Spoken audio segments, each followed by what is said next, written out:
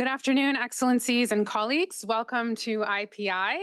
My name is Jenna Russo. I'm the Director of Research here at IPI and the head of our Center for Peace Operations and Peace Building.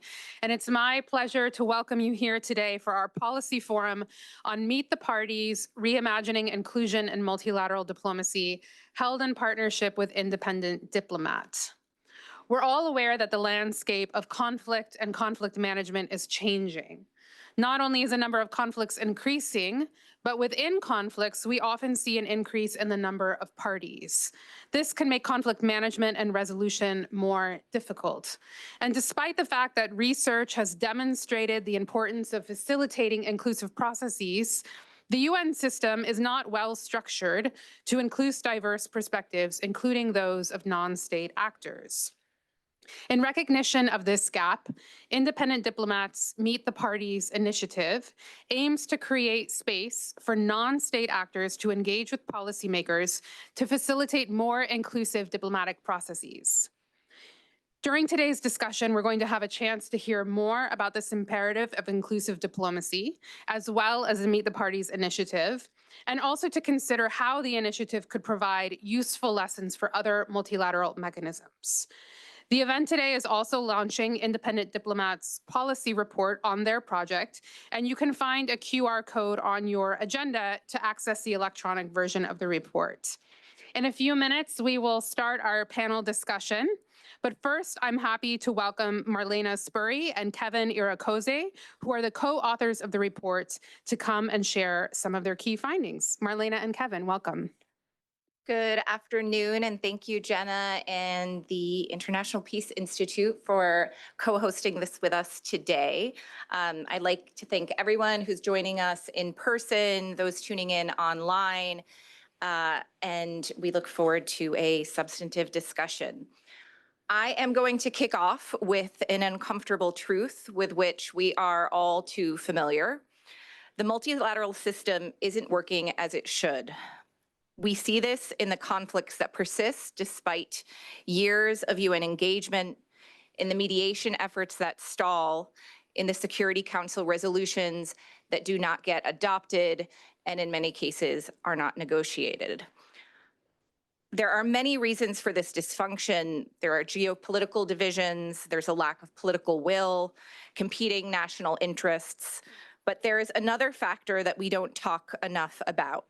Those most affected by multilateral decisions often have no seat at the table. The multilateral system was designed for state-to-state interactions, but today's conflicts require a fundamentally different architecture that reflects the wide cast of actors that are central to conflicts, their resolution and their prevention. Non-state actors, political opposition movements, armed groups controlling territory, civil society leaders representing marginalized communities. They are central to contemporary conflicts. They, in many cases, govern populations, they control resources, and they hold the keys to sustainable peace. But too often, they're excluded from the very forums designed to resolve the conflicts that they are party to. In 2016, Independent Diplomat launched Meet the Parties as a very humble effort to address this gap. While we're very aware at the time that we could not solve the multilateral system's fundamental challenges, we believed and continue to believe that if we create space for direct, honest dialogue between Security Council members and conflict-affected parties, we can at least ensure that decisions take stock of the unique perspectives of non-state actors. The Meet the Parties concept is very straightforward. Independent Diplomat hosts confidential, off-the-record meetings at the working level between UN Security Council members and non-state actors who are directly involved in conflicts on the Security Council's agenda. There's no political theater, no grandstanding, just frank conversation about what's actually happening on the ground. For the first several years, we organized these meetings intermittently. Then in 2003, we received support from the Carnegie Corporation of New York, through which we were able to establish more regular programming. This allowed us to do something we hadn't done before, which was to systematically assess, what effect these meetings are having, whether they're working, how member states and non-state actors are responding. We've now facilitated more than 30 meetings featuring parties from across the globe, and we've released this report today, which captures a bit of what we learned, and my colleague Kevin will delve into the details of the report.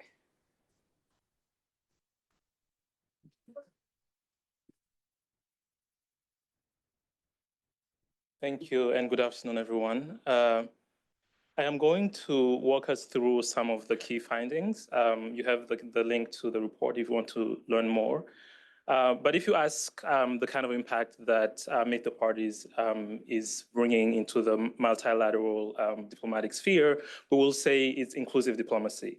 And we'll go down and say two more things about that. One is the provision of key information that wouldn't be available to diplomats who are in charge of certain conflicts without these non-state actors being present in the room and being in conversation with them. And we'll also mention that there's a provision of access, which is really, really important to non-state actors who are trying to move things on the ground in different spaces in the world, but who do not have access to key decision makers. One of which is very important, the Security Council, which has been the focus of the research and the work that we've been doing in the last 2 years. So in thinking about the provision of information and the access that is given to non-state actors, there are two ways that we thought of doing that, looking at the perception of the meetings. How helpful are these meetings to the participants, both the diplomats and the non-state actors? Right, and then thinking about how Meet the Parties is meeting its own goals of creating some kind of institutional trust, creating open dialogue, as well as creating new networks, diplomatic networks. So I'll just quickly mention key insights that you see on the board, but there's more in the report that you can check out. So in thinking about the perception, the question of how helpful these meetings are, we found that the overwhelming majority of the people who come to the meetings, and here we're thinking of diplomats to begin with, find these meetings very, very helpful. So above 90% of the participants think these meetings are helpful, at least on two counts. One, on understanding the situation on the ground, as well as understanding the perspective of the actors who are in the room, right? And so this is showing usefulness which is beyond understanding the context, but also understanding that this context, the information that's being given, is being provided through the presence of specific non-state actors that are there only because Meet the Parties has been able to bring them into the conversation. We were interested in thinking about how the diplomats have engaged with non-state actors beforehand. And again, this is important because we are trying to think about inclusive diplomacy beyond the work that Meet the Parties is doing. And we found that many of the participants had not engaged with non-state actors, so over 60%. But after the meeting, as you will see on the next slide, there's an increase in 70% interest in engaging with non-state actors. So showing how the work that's being done in the meeting is influencing diplomacy, inclusive diplomacy beyond the meetings themselves. We then asked the participants how the meetings would affect the work they do. And there are different reasons they gave, different actions they were interested in. So thinking about not just the perception, but how the perception is actually affecting actions that people will take after the meetings. And there are two main forms of action: reporting back to Capitol. So that's very important because the representatives are under authority to, I suppose, report back. But that also means that the information that's coming out of the meetings is reaching higher echelon of power than the people in the room at the time. There's also an interest in general understanding, really understanding the situation on the ground as a key important takeaway from the meetings. There's also a very important one, which is somewhere down the line on the figure at the top, the interest in future engagement with the speakers, right? So really thinking about how the engagement that's taking place, the kind of connections that we are noticing between what that MTP is making possible between the non-state actors and the diplomats can continue beyond the meeting. So there's an interest in future engagement, really keeping the conversation going. And then this is what I was mentioning earlier about previous engagement and increase in the engagement with non-state actors from the diplomats who hadn't engaged with non-state actors before. And then on the side of the non-state actors, we were interested in thinking about how satisfied they are with the meetings, and they seem highly satisfied. And also we noticed that the meeting will influence their future engagement, both with the diplomats present in the room, but also in a wider ranging context. And there is also an importance of the views being taken seriously, which is a key feature of inclusive diplomacy, not just bringing people into the room, but also taking them seriously. And their views is important for your work going beyond the encounter. We thought about the goals that the non-state actors came into the room with and tried to understand how the meeting actually helped them meet those goals. There were different goals, some of which having to do with updating the council on the situation on the ground, or asking certain things for the council to do in terms of the conflict. And most thought that the meeting fully fulfilled those goals or partially fulfilled them. And we also wanted to understand whether the meeting provided enough space, and most think it provided enough space, but some felt it wasn't enough space. Enough time, given that the meeting usually takes about 90 minutes. And so there's an interest from the part of MTP and ID to think about how to resolve that going forward, given enough resources and capacities. There is more, but we will share more on the panel in the couple minutes. All right, thank you so much. And we'll give our panelists just a minute to get settled here, but we really appreciate the overview of that report from Marlena and Kevin. And now I'm happy to turn to our panel to continue our conversation on inclusive diplomacy. I will not read the biographies of all of our panelists for the sake of time, but they are available to you in the packet of information that you received. We'll ask each of our panelists to speak for approximately 5 to 7 minutes, and then we'll open the floor both for the in-person audience and the online audience. So please do keep your questions in mind. So first, I'd like to turn to Reza Afshar, who's the Executive Director of Independent Diplomat. Reza, but prior to your current role as Executive Director, you used to work with the UK Permanent Mission to the UN. So it would be great if you could share also from a member state perspective about the importance of council members being able to engage with non-state armed groups and maybe some of the opportunities and limitations that the current system exhibits on this in this aspect. Thank you. Thanks very much, Jenna, and thanks to IPI for hosting us and for everybody for coming. Thanks to Marlena and Kevin in my team at Independent Diplomat. They've done a really fantastic job at this. Yeah, I mean, I'm very happy to talk about, my past in government. So I spent 14 years in government before joining Independent Diplomat, and was actually, my career started in 2001. And actually my first role was in Afghanistan just after 9/11.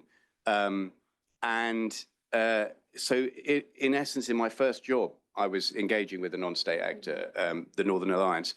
But this didn't necessarily make me somebody who immediately understood or valued why we need to talk to the actors on the ground. And I'm as guilty as anybody of pursuing diplomacy that doesn't take those things into account. When at Independent Diplomat, when this idea first surfaced, I have to say I was really skeptical. I'm somebody who likes to see the outcomes of my actions and the actions that we take as a team very immediately. I want to know that there's been, some effect on the ground from what we've done. And so for me, my initial response was, wait, we're just organizing meetings. What is this all about? But I think over time, what I've learned is just the value of bringing in people into processes that they're excluded from, and how that changes the dynamic of that process. And we won't necessarily see the results immediately.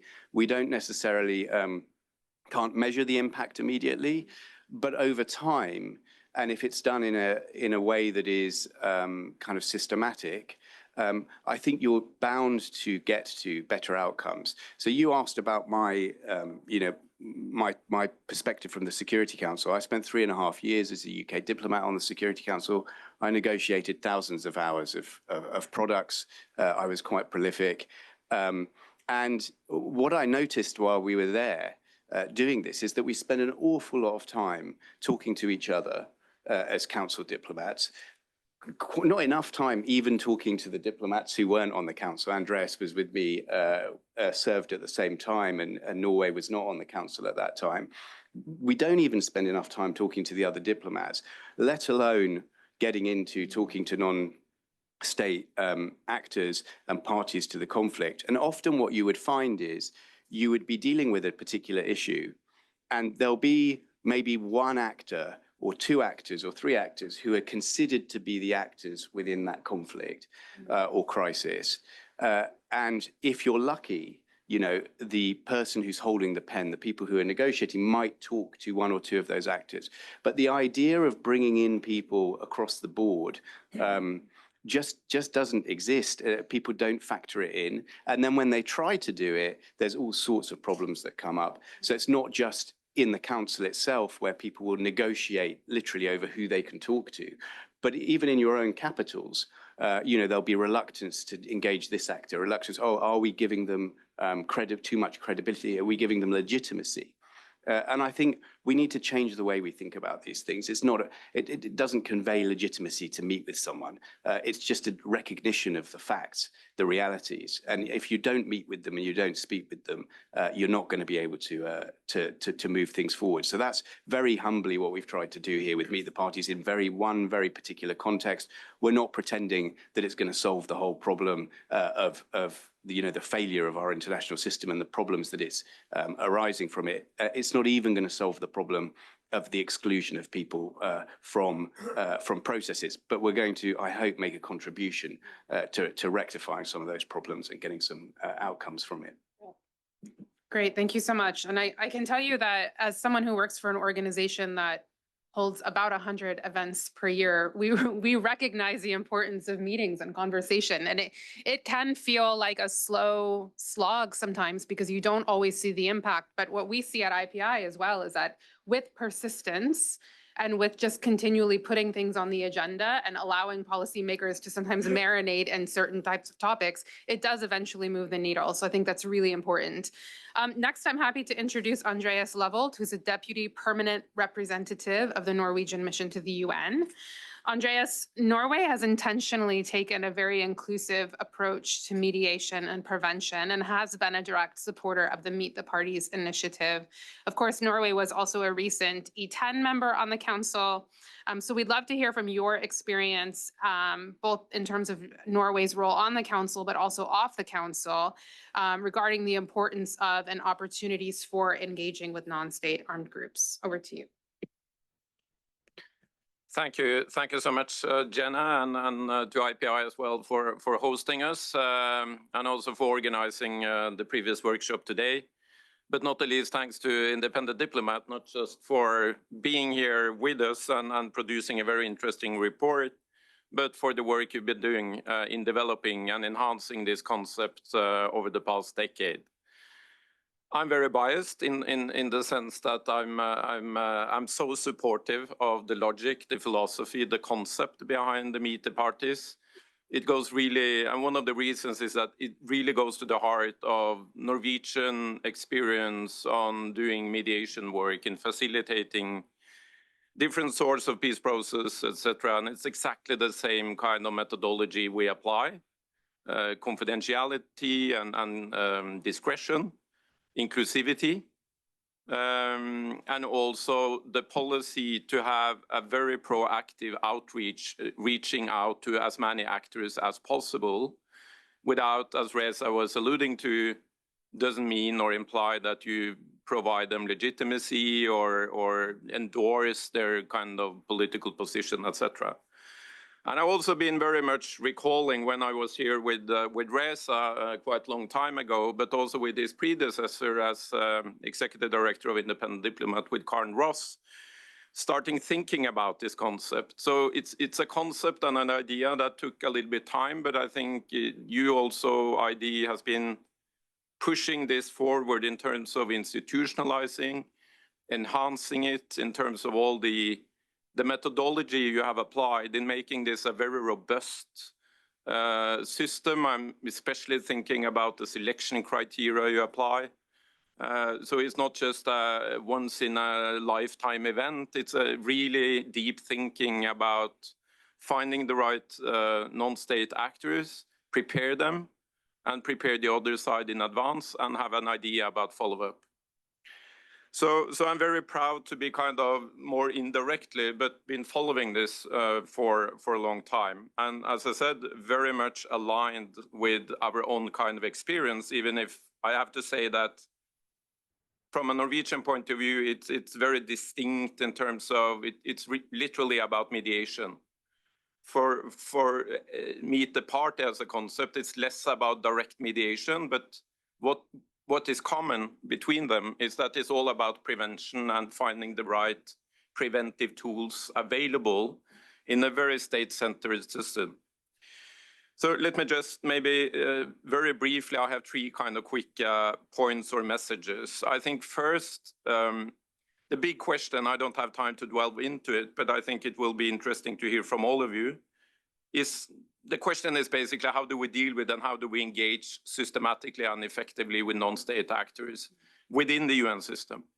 And I think the part of the UN system that delivers on this, and I also experienced this from the inside myself, is the UN, is basically the UN missions on the ground.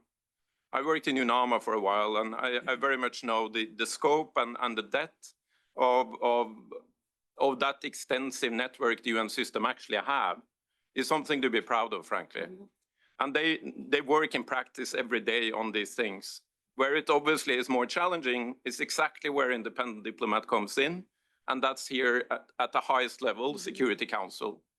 And in a way, it's the most difficult entry point to make this method apply or work, because it's such a politicized body, and the politics of sovereignty has made it very difficult to find that entry point. So I think we need to look at the Meet the Parties as a concept, as one tool, but we should apply the same logic everywhere and at all levels.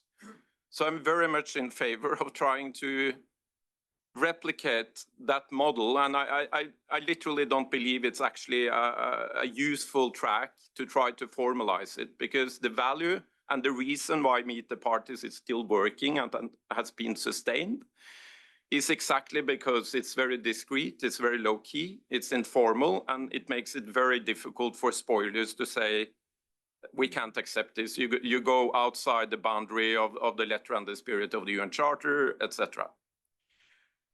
So I think even within the council, it's still also, I just thought about it before this event, that in addition to the Meet the Party, I mean, we did something ourselves when we were elected council member 21-22. Inspired by Independent Diplomat, we are actually also hosted very informal meetings with the FARC guerrilla from Colombia. We did a selective number of civil society voices from Myanmar, and it was very much well received by everyone in the council. And I think the ARIA formula has been, in a way, going in a direction that it's basically opposed to the spirit of the ARIA formula. And that can be resolved by doing more closed ARIA meetings. It's the same kind, you have an entry point there, you have a venue. And I think finally on expansion, I think clearly this methodology should be applied here in New York. Think about Peace Building Commission, even in the GA, we could think about modalities for applying this methodology. Human Rights Council, obvious subject. So we just need to be creative about it. The question is, of course, resources and ability to sustain it. Mm-hmm. Finally, I think substantively, my point is, as a member state, it's very easy for me to say what we have gained from the Meet the Party. Many of them were mentioned in the findings in the survey. access to information, analysis, deep understanding of the complexity in a situation, etc. But I think the main value here is not just, this is not a one-way kind of method. It's a very mutual dynamic created through very informal interactive dialogue between council members and non-state actors. And that potentially can change perceptions, and it can change ultimately behavior. And that's what we're talking about. That's what we want this to achieve. And in situation now where we have more and more cases where the council is unable to act, and not the least as a preventive body, we need to think about how this, all kind of instruments we have in trying to bring a change. In terms, frankly, about saving lives, but activating preventive tools. So I can come back to it, but I think also there's a lot of kind of discussions we should have around challenges with this methodology. I think it's difficult to resolve all of them, but I think clearly expectation management is one issue. I think if you involve non-state actors more systemically, you also need to have a supply chain in the sense that you need to have a system that can follow up and respond to interest you create by engaging them. And I think also issues that are not formally on the agenda of the council is also very well suited for being brought to the attention of a meet the party kind of facilitation. Thank you. Thanks so much, Andreas. If it's okay, I'm going to skip over to Larry first, and then I'll come back to you, Miriam. Larry Johnson is with us. He's a former UN Assistant Secretary General for Legal Affairs. Larry, you have a strong and extensive legal background from within the UN system. Can you speak with us about the challenges to formal inclusion of non-state actors within the Security Council? And also as chair of the Meet the Parties Advisory Group, can you talk about how this initiative has worked to get around some of these bureaucratic hurdles? Over to you. Well, thank you very much, Jenna, and thank you to IPI for having hosted this event. Yes, indeed. Coming from the legal office, what struck me as prepared for this meeting was the whole idea, from what I understand, of Meet the Parties stemmed from a former colleague of mine in the Office of the Legal Counsel, Mona Khalil, who was in the Secretariat for many years and then joined ID. And it was her idea because she saw the need and the gap, having been in the Secretariat. And of course, that's my own background. And of course, the Secretariat has to worry about, and the words have been mentioned already, things like legitimacy, endorsement, recognition of who the Secretariat is dealing with and who you're talking with. Because if you end up with talking with somebody that is not legitimate or is not on a list somewhere, the Secretariat is in real trouble. I remember in UNMIC, but of course, Secretariat has to deal with this on a daily basis, practically on the ground. So the UN will produce reports on its dealings with de facto regimes like in Afghanistan and Myanmar. Of course, you have to, but just make sure you call them de facto. You don't want to call them de jure, because then you get into trouble. And in UNMIC, once one of the UNMIC officials went to the wedding reception of a high-level official in the KLA, and it was on the news. It was on the front page of the local newspaper. Well, that person was in serious trouble because, of course, there was complaints. And so, in any event, this whole exercise, I think, is a great filling of a gap. Also, because the Secretariat really can't fill that gap, because we are constrained, and you mentioned in terms of non-state actors' access to the Security Council. In theory, in the rules, the Security Council can ask any person that they want to, by a decision, to address the Council. But in practice, even NGOs in the General Assembly are difficult enough for the NGOs that are not ECOSOC accredited or in consultative status.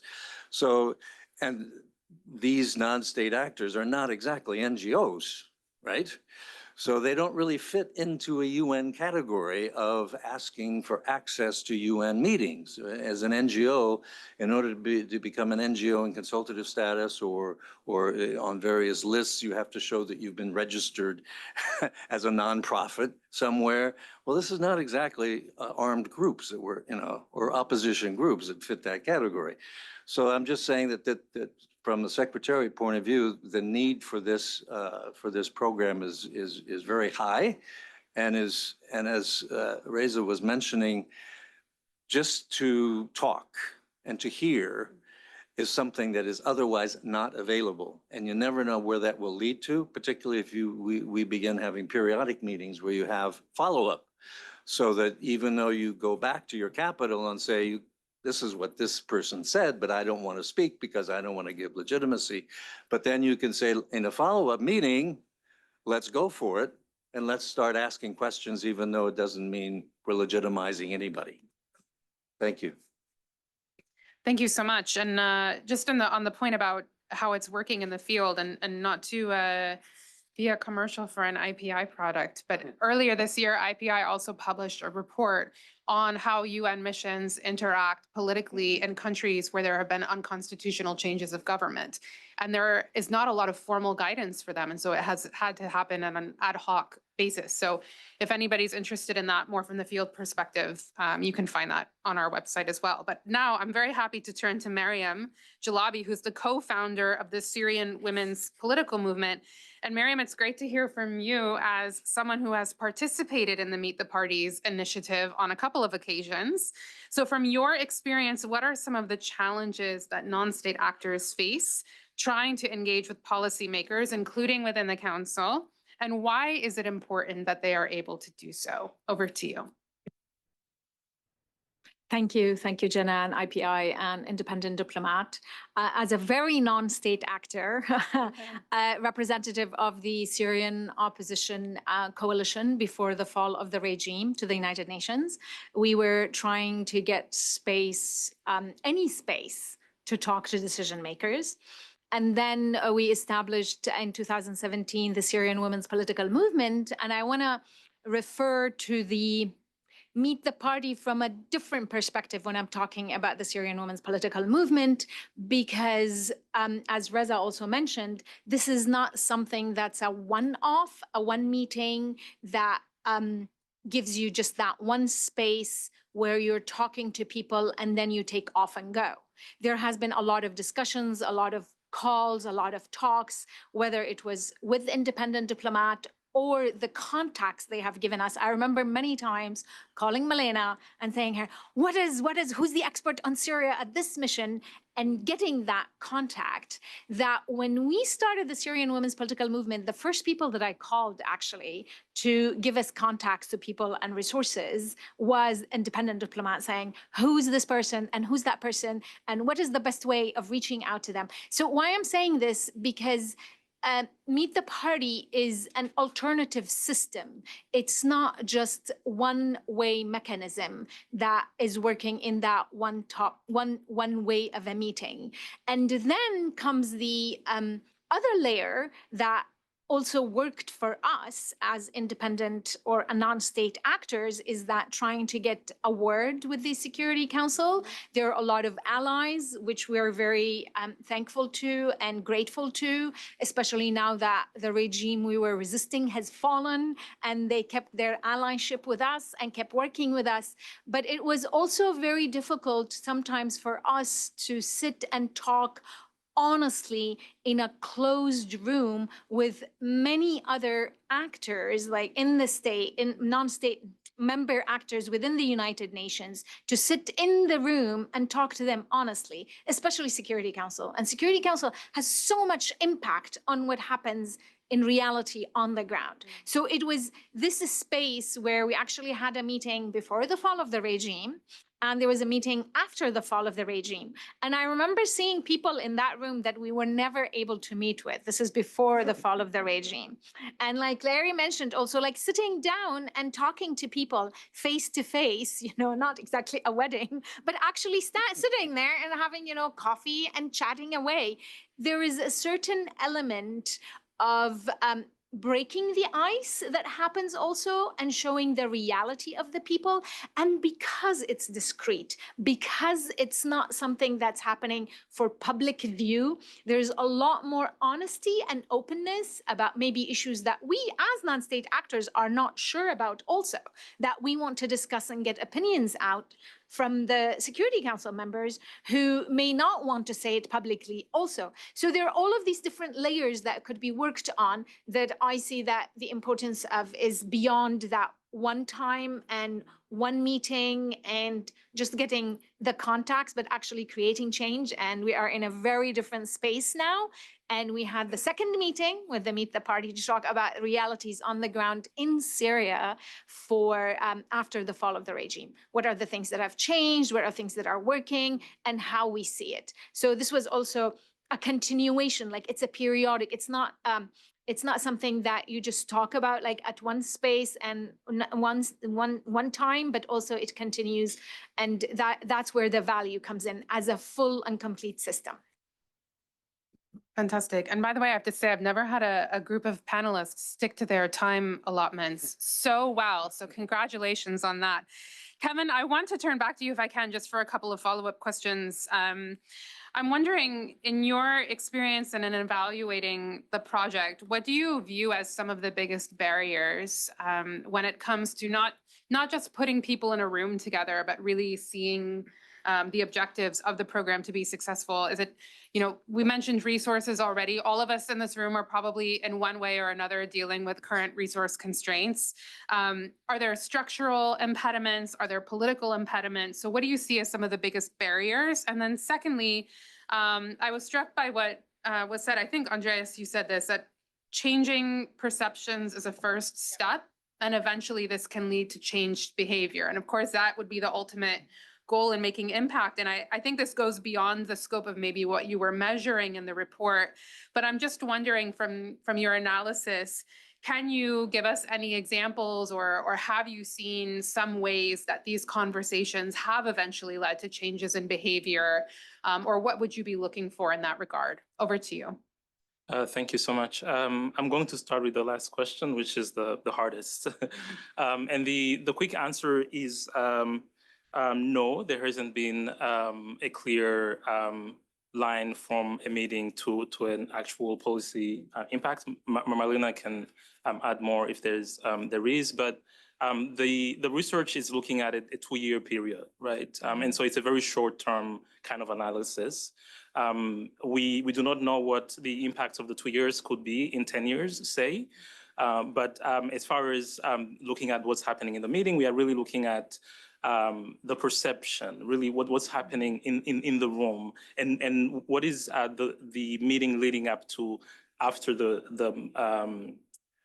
conversation, but not in the long term, really in creating that. I did mention 3 things that are really important about the outcome, and they have to do with one, creating a network, a new network, like the things that Mariam was mentioning, a new network of diplomacy that was not present beforehand. And we cannot tell what that network can lead to, but we can hope that it leads to wonderful things down the line. I will say, in terms of other barriers, I did mention the time issue, which is connected to resources. And so in the future, there could be some structural changes within meeting the parties and ID that could allow a recurring session of meetings and then at a number that we haven't been able to host them at before. But that depends on the resources. And then one of the things I did mention that's really key to the work that MTP is doing is the frankness of the conversation that takes place in the meeting. And even though people are appreciating how frank and open everything is, there is still some kind of a limitation in terms of the diplomats being able to speak openly and frankly to the non-state actors, whereas the non-state actors are really trying to dig for information and check with the diplomats what's happening with both the council and the capitals that they represent. And so there isn't much that the structure itself can do to increase the openness of conversation, but we hope that the repetition of these meetings will also contribute to a higher trust of the space that could maybe lead also the diplomats to open up and share more information that they are willing to at the moment. I will stop there for now. Thank you so much. And I think that's a great point too about just some of the intangible benefits too about building networks, building relationships, and that those benefits can also then spread into other spaces. And of course, I'm sorry I won't be able to say the authors off the top of my head, but there is good also quantitative data in the academic literature, again, showing that inclusive processes are more likely to be successful. And we often cite this within the Women, Peace, and Security agenda, and that's true, but there is also data showing that inclusive processes generally are more effective when it comes to peace, which makes sense because if groups feel like they're included in a process, they're more likely to be bought into it. And that doesn't have to mean just sitting at a formal negotiation table, but I think even these informal spaces go a long way into doing that. So I'd like to open the floor now. If you have a question in the room, you can raise your hand, and then I will also keep my eye in the online space. If you are in the Zoom and you have a question, you can use the Q&A function and I will be able to read your questions. So we have a mic, I think back here in the corner first, and then we can come up. And if you wouldn't mind introducing yourself as well. Thank you. Sure. Thank you. My name is Sunil Pal. I'm the Deputy Permanent Observer for the International Development Law Organization here in New York. Thank you very much for your presentations. The very notion of non-state actors is a fairly broad category, and as was alluded to in the opening remarks, it can be opposition groups, civil society, armed opposition groups. So I guess my question is if you see any limitation or restriction to this approach. Are there groups that wouldn't necessarily qualify or are disqualified by virtue of how they operate or the actions that have brought them into the sphere? And connected to this, but slightly separate, how do you deal with the pushback from state actors that are not open to the idea of meeting with such groups for a myriad of reasons, often perhaps not necessarily the most progressive? Thank you. Thank you so much. And then I think there was another hand here. Hi, good afternoon. My name is Jose Garcia. I'm with Lean In NYC. My question is directed to Mr. Afshar. You had mentioned in your remarks that you would like to see the impact. This has been around for 10 years. Congratulations.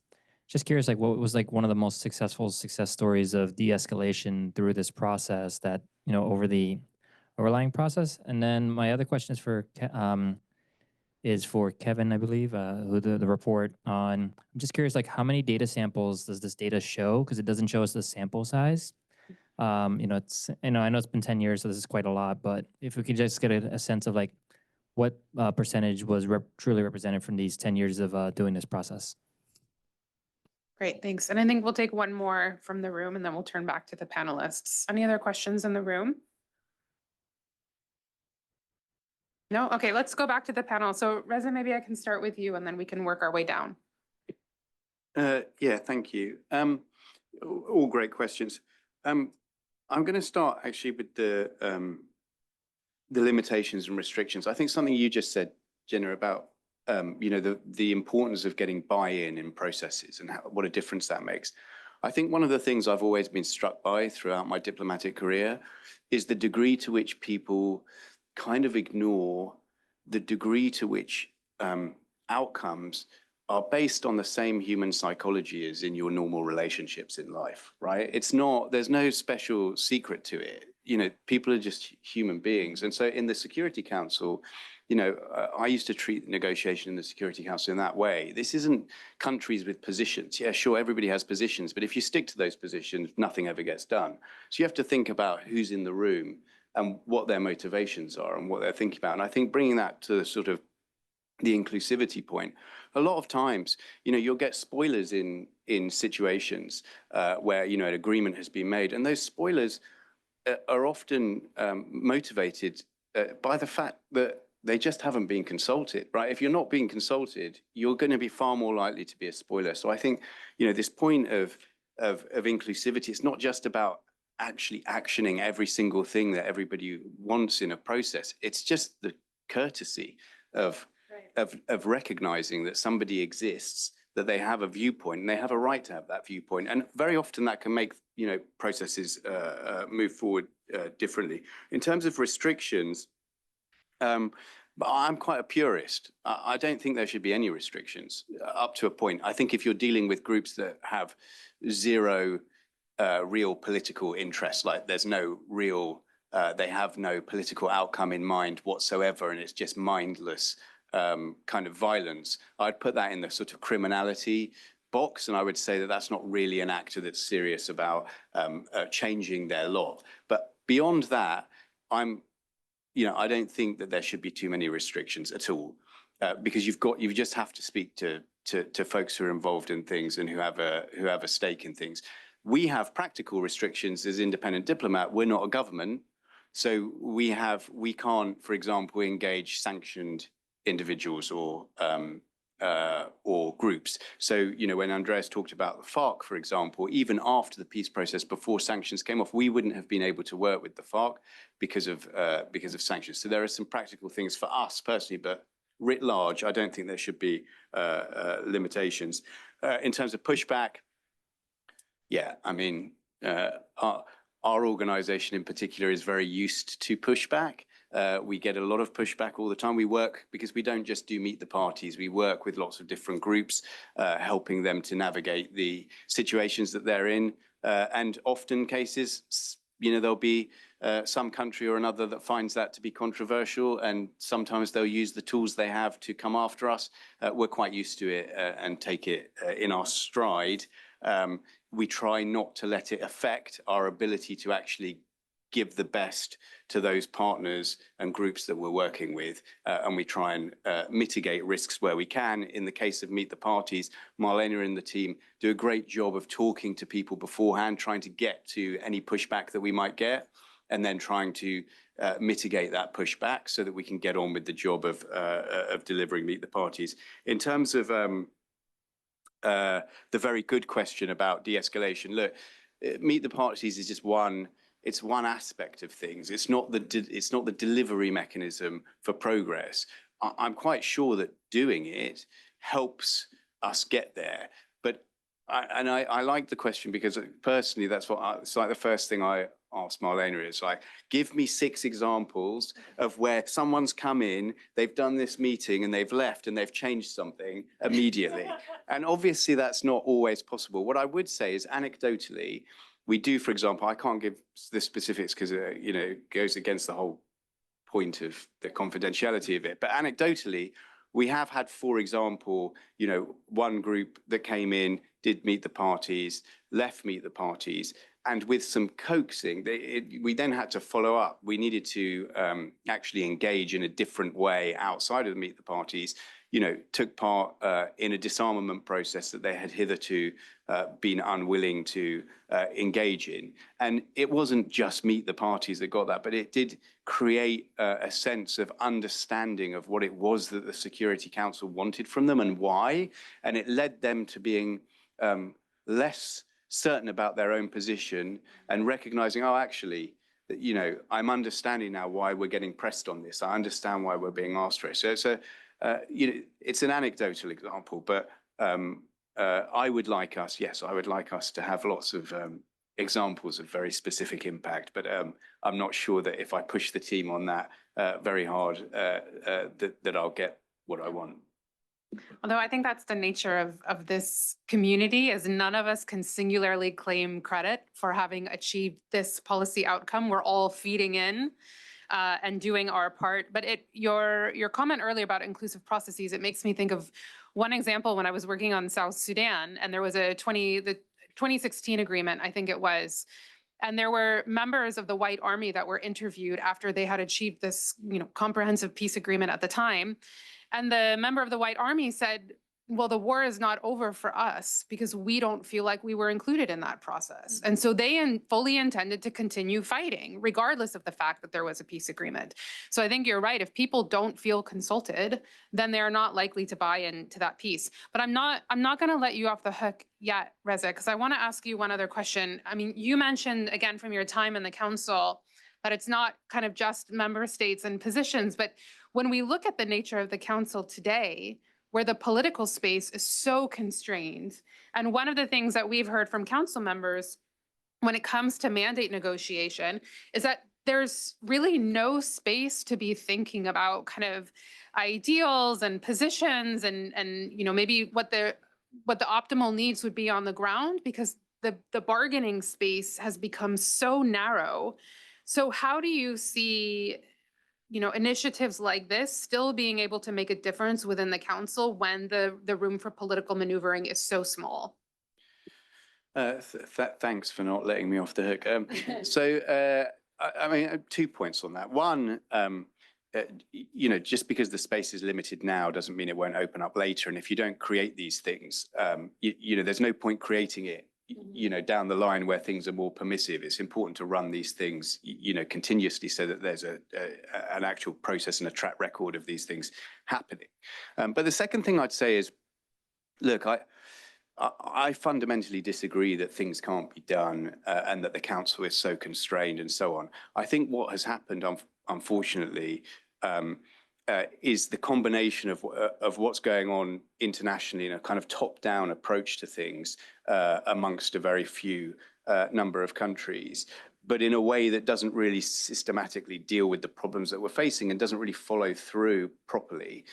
And then inside somewhere like the council, I'm just going to be totally honest. Like, as a diplomat, I never thought that it was my job to take the instructions I have from Capitol and just blindly kind of, you know, speak from a script in the council. If you do that, you will never achieve anything, because even with your closest allies, you have differences. You know, when it gets down to the written word, there are always going to be differences. The only way you get somewhere is if you take some personal responsibility, recognizing the epic role that you have and the very powerful role that you have. Take some personal responsibility and adjust, be a bit flexible, think about how you can, you know, I hope my own government never hears me saying this, but, you know, how you manipulate your own government as well as those around you. You've got to manipulate your capital. You have to kind of like move things in order to be able to get to those outcomes. Some people are very good at that, at being very kind of taking that personal responsibility. But I feel like we're in a kind of atmosphere now where it feels to me that less of that is happening. When I was on the council, a lot more of it was happening. Thank you so much for that. And I'm going to turn next to you, Andreas, but I want to throw in 2 other questions that I think are related from the online audience. So one of them is asking, how can traditional state-led diplomacy adapt to include non-state actors without undermining the authority of member states? And as we were talking about this morning, I mean, the UN and especially the Security Council is an inherently state-based body. And I don't think I'm being overly cynical to say that many member states in the Security Council prefer to keep it that way. It is in their interest for it to remain state-based. So how do you see that? And then a related question, and the others can also respond to these, has to do with the power imbalances between state and non-state actors. So how do you, and I guess maybe this would be more for Reza and maybe for you as well, Miriam, in thinking about how you participated, is how do you consider the natural power imbalance between state and non-state actors when you're having these types of conversations? How can you format these types of discussions to help deal with that power imbalance? But Andreas, I'll turn to you first and then down the line. Yeah, thank you, Jenna, and thanks for very valid and good questions. I mean, I'm going to try to not repeat what Reza has been saying. I think just a few things I can highlight. One is that we need to approach the whole issue about influence and power in a much more sophisticated manner than what is usually the case. I think I'm totally fed up with discussions that if you're not within the space of Chapter 7 or legally binding decisions, we don't care. That's not actually how the world works.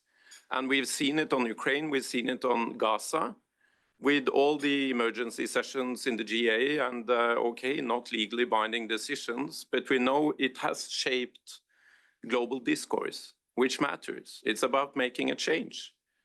So I think we need to approach diplomacy within the UN system in a much more subtle manner.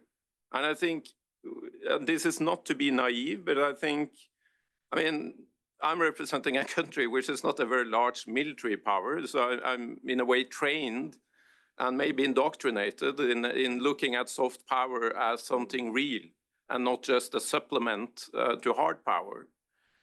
But talking about how you can try to create change and how you can change behavior, perceptions, both ways, meaning ourselves. Because when I refer to that in my opening, I meant both we as member states engaging with non-state actors, but ultimately, of course, also the non-state actors themselves. That I literally, and I experienced myself, and through mediation work I've done for Norway as well, it takes time, but it's possible, and things will change, and you will be able, by including very different actors over time, that they will change their calculations. And that's what this is about. And that's why none of us are saying that this methodology will stop with that one meeting. And I'm very happy to hear what Mariam was saying, that one thing is to have a follow-up system, that you have a periodical kind of frequent series of meeting the same people. But the fact that these people interact with member states, you establish contacts, you create a network, which obviously will not evaporate, but it will be further kind of developed. And I think that in itself may socialize. And by doing that, you also potentially are more inclined to take a more moderate position. And I think by including more hardline non-state actors, that at least, in my opinion, a very, very deep value of this methodology by engaging without being naive. And I think on pushback, I think we have been advocating and working very hard, both before, during being council member and after, together with many member states, pushed, and we have really developed that, and that's the entry point for civil society to interact with Security Council and basically the public in a formal manner by being invited to be briefers to open debates and briefs in the council. But that's basically, I mean, including women, very strong women representatives.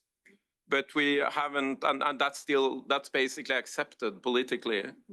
But other sort of non-state actors are politically, I would say at the moment, impossible. So we need to then have these informal channels. Yeah. And I've been engaged in many discussions with the women representatives that are actually putting themselves in a very risky position by going publicly, and the whole reprisal challenge. And I think that is far less with this format, because it's discreet, it's confidential, it's low key, and it's not public. That doesn't mean that the host country that is relevant for that particular case could create challenges. I cannot recall examples of that, but I think it's less likely. I think one likely scenario is that if you have a country-file situation on the council and you have that country or government being represented in the council at the same time, that could maybe exaggerate the problem a little bit. Thank you. Thank you so much. Over to you, Mariam. Yes, I want to address the issue about non-state actors and state actors. I think we're really, when we're looking at the traditional way of dealing with non-state actors and giving the credence, as the UN always does, to the sovereignty of the state, we're missing the realities on the ground. And I'm just going to put it bluntly out there. Nobody got engaged with al-Jolani when he was in Syria because he's a non-state actor. Nobody was talking to him. Nobody, wanted to engage with them because they are a terrorist organization on the ground. And they were delisted only last week. I mean, not the whole organization maybe, but the head of the organization, who is a president of Syria today. So this is just a very stark example about how the realities on the ground are very different from what's happening at the UN. And at state level, also one thing that we Syrians always kind of talked about cynically is that Daesh, ISIS, Daesh stands for الدولة الإسلامية للعراق والشام. That means the Islamic State of Iraq and Syria. How is this dealt with among states? They had a desk for Iraq, and a desk for Syria, meaning they separate the actors on the ground did not separate their line between Iraq and Syria. Meanwhile, the states that were dealing with the issue separated these. So I think we need alternative ways of how to make this work, because I think also coming from a very feminist perspective, when the regime fell, yes, we're talking about the I want to forget about the non-state actor or the military groups or the armed groups that were on the ground. But really, when reality came down to it, the people who carried the society in Syria, the people who worked in Syria actually to make things happen, the ones who kept engaged with the international community were the non-state actors. It was people like us in the Meet the Party, in a lot of the ARIA meetings that we had organized, all of the events that we were kept organizing at the UN. There is so much that civil society and groups on the ground did that when we're talking about the imbalance of power, in reality, really, in the end, the power is in the hands of these people. And I think unless the UN recognizes this, the kind of systems that we have now that are functioning on traditional power values that had been in the last 100 years in politics and in the UN establishment, unless this is changed in ways that are supported by other alternative ways and systems, we will really miss on realities on the ground, and it will take us a lot longer to reach the kind of democratic, representative, inclusive spaces that we're looking for. Thank you so much for that answer. Larry, over to you. Thank you. I wanted to first deal with the technical issue of definition of non-state actors. I think if you all have maybe picked up these, if you look under introduction, you've got two paragraphs that attempt to answer that question. So it's a myriad. I won't repeat it here, but I just refer you to those couple of paragraphs, which I think spell it out pretty well.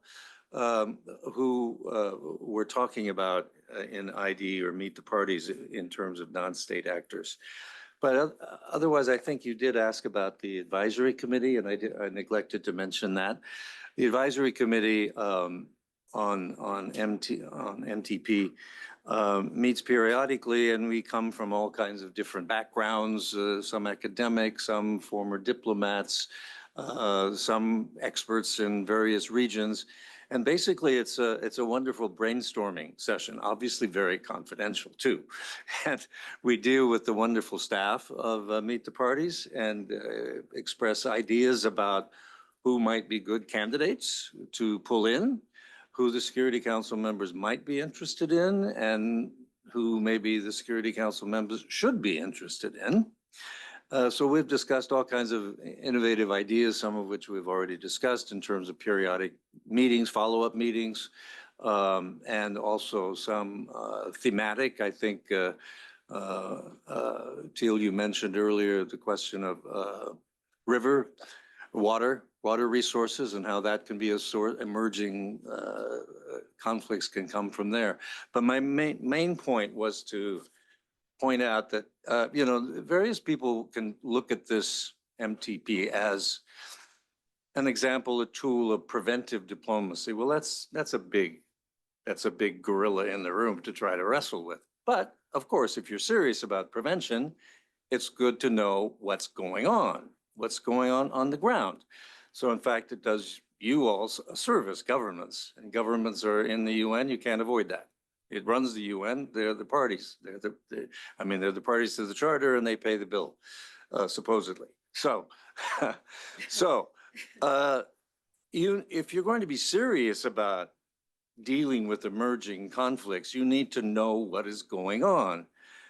And obviously in the UN, in diplomacy, you have a lot of fiction, as we've just been talking about. I mean, I won't mention the country, you have a country that has a representative that speaks in the UN, that votes in the UN, and every once in a while somebody says, well, what government do you speak for? And there isn't one. So you need to know what's going on the ground. And for that, I think Meet the Parties fits the bill. So I think there in fact, it can be seen as an intel operation too. And you can find out from opposition parties or whoever is there as the party, why are they doing what they're doing? Why are they taking the position what they're doing? You can find out if you don't have your own intel operations in that territory, this helps out too. And you should know that if you're going to be taking decisions in the Security Council. Thanks. Thanks so much. Kevin, over to you. I think there was a couple of questions about the survey data. Good. I will say, so the MTP has been going on for 10 years, but the research is based on 2 years of that 10 years. So that means 20% of the meetings that have taken place over 10 years. But it's more than that because over the 2 years, we've hosted more meetings than we ever host in the last 10 years. I believe it's around 17 meetings. And at each meeting, there is about 10 delegates from member states who attend. And it goes from 3 to 5 non-state actors in every meeting. And the data that is presented is both from the surveys and interviews, as well as observation of those meetings. There was a question about the limits to the non-state actors that can be invited. And one thing two things I want to say about that. There is a limit that has to do with sanctions because the nature of the work that Independent Diplomat does, but also the MTP as part of ID does. They cannot invite non-state actors who are under, for example, US sanctions. For example, if we need to have them in New York for a meeting and they cannot have visas. So that's a limit. It's a serious one, but it's one that we acknowledge in light of the work that we do. There was a question about non-state actors who are not interested in dialogue that falls outside of the purview of the project because it's based on openness to dialogue. And so if a non-state actor isn't interested in dialogue, then there's no way for us to be able to invite them and to put them in conversation with relevant member states or Security Council members. Thanks. Andreas, you wanted to come back in? Yeah, I just got two kind of reflections as I also bring my hat. I'm not speaking on behalf of 193 member states, but just with the member state perspective, I think the two related things I just want to stress. Mariam, you referred to the asymmetrical relationship or dynamic between member states and the power belonging to member states and privileges compared to non-state actors, and that's obvious. On the other side of the coin, it's also, meanwhile, very obvious that it's asymmetrical balance power between the member states. Yeah.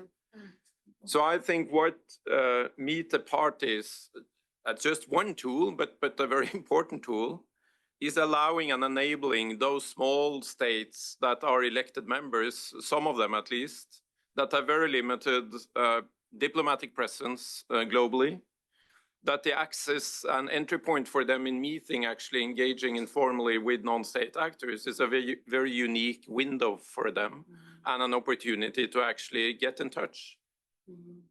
Because you know, and that's the power game in the world, that some member states have basically presence everywhere. That's not the situation for the majority of member states, including my own. So I think that's an important point. And the other one was we really need to demystify the whole thing about finding tools and means and facilitate meetings in this way. Very interesting finding in the report was that if you take the group saying frequent and the other regular, it's more than 60% of member states answering your survey confirm that they already have contact with non-state actors. Meaning all of these contacts take place every day, all time.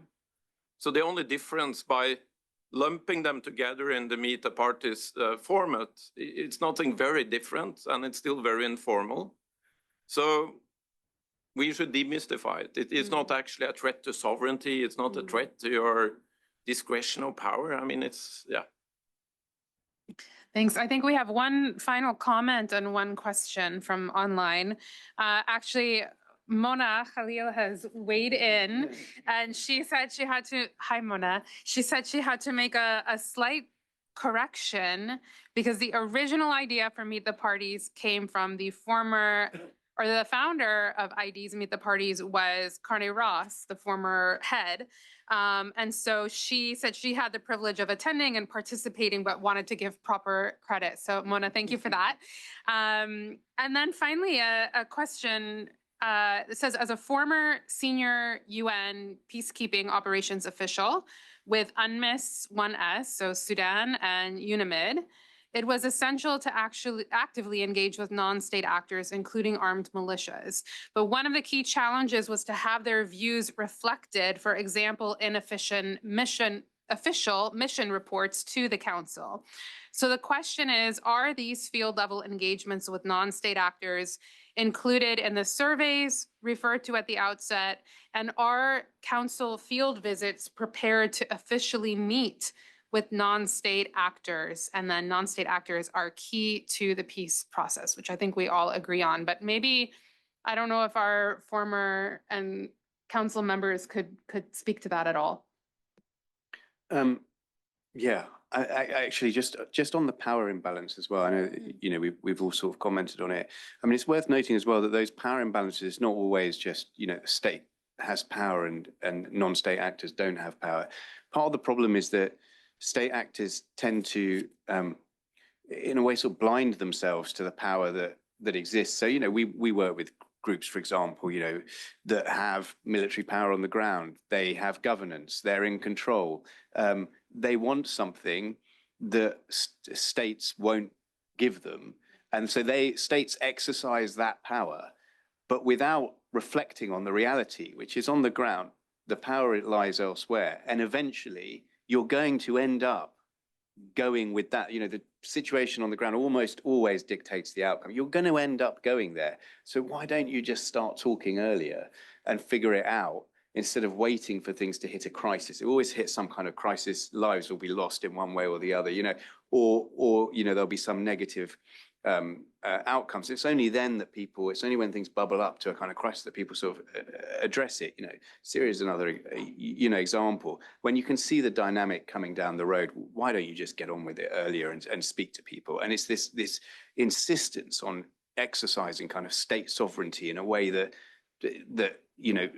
suggests that it's completely superior to everything else without thinking about how the power dynamics actually work in reality.